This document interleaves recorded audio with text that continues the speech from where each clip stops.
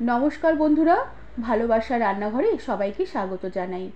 আজ আমি নিরামিষ কুমড়ো ডাঁটা চচ্চড়ি বানাবো। তার জন্য এখানে আমি কুমড়ো ডাঁটার বেশ ভালো করে আঁশ ছাড়িয়ে লম্বা করে কেটে নিয়েছি।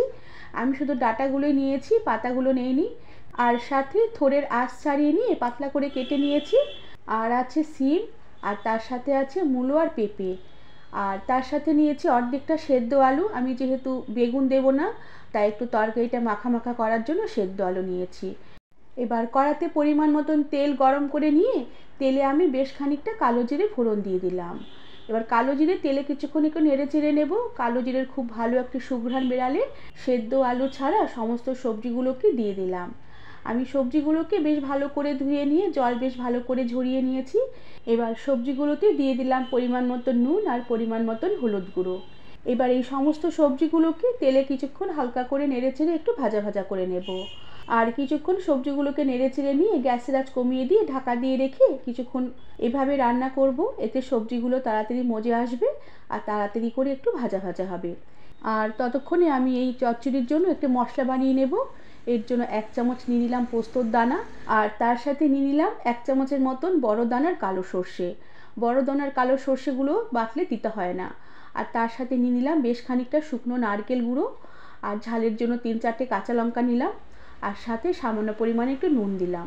সামান্য জল দিয়ে সর্ষে আর পোস্ত কিছুক্ষণ ভিজিয়ে রাখার পরে আমি শিলপাটায় মসৃণ করে বেটে নেব। ততক্ষণে সবজিগুলো বেশ অনেকটাই মজে এসেছে আর সবজিগুলো হালকা হালকা লালও হতে শুরু করেছে।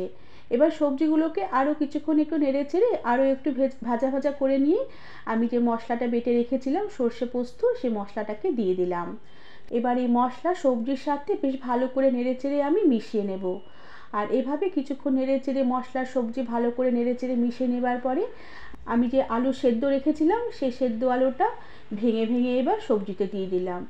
যেহেতু এটা কুমড়ো ডাঁটার চচ্চড়ি আর এতে পাতা দেয়নি আর বেগুনও দেয়নি, তাই মাখা মাখা হবে না, সবজিগুলো একটু চেয়ে চেয়ে থাকবে। তাই এই সেদ্ধ আলু দিলে পরে সবজিটা বেশ মাখা মাখা হবে, খেতেও বেশ ভালো লাগবে আর দেখতেও বেশ ভালো লাগবে। আর আলুর সাথে সবজি বেশ ভালো করে নেড়েচেড়ে মিশিয়ে নিয়েছি আর সবজিগুলো বেশ অনেকটাই সেদ্ধ হয়ে এসেছে। এবার আমি সামান্য পরিমাণে একটু জল দিয়ে দিলাম যাতে সবজিগুলো আরও ভালোভাবে একটু সেদ্ধ হয়ে যায়। আর এরপরে গ্যাসের আঁচ কমিয়ে দিয়ে ঢাকা দিয়ে রেখে কিছুক্ষণ রান্না হতে দেব। কিছুক্ষণ এভাবে রান্না করে নেবার পরে ঢাকনা খুলে দিয়ে একটা চেরা কাঁচা লঙ্কা দিয়ে দিলাম, আর সাথে স্বাদের ব্যালেন্সের জন্য সামান্য একটু চিনি ছড়িয়ে দিলাম। সামান্য একটু চিনি দিতেই হবে, এটা ডাঁটার তরকারি। সামান্য একটু চিনি দিলে ডাঁটাগুলো চিবোতে বেশ ভালো লাগবে।